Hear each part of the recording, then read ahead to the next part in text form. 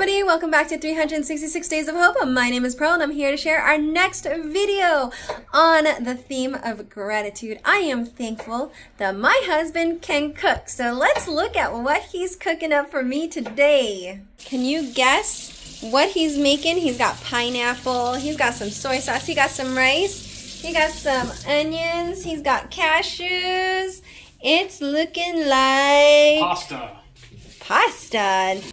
Well, I'm definitely excited, so I'm going to show you guys what he's making and how he's making it. First thing first is to roast our cashews in oil and wait until it is nice and brown. Set the cashews aside and then add your onions. Make sure you brown it by adding some lemon pepper and some onion powder. And basically, once it's all nice and brown, then we're going to transfer it into a wok.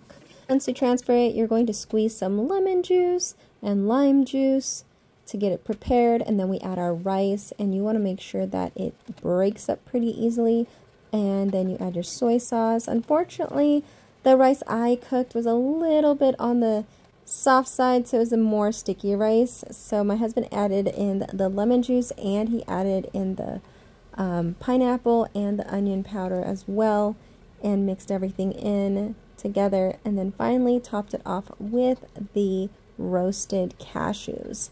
After he mixed everything together, he then added the sweet chili sauce, which adds a pretty great flavor to this. It's what really makes this dish, and then topped it off with some green onions. And that's it, guys. That's how you make this amazing pineapple fried rice. Well, hope you guys try it. May you live, thrive, and be healthy. Take care. Bye!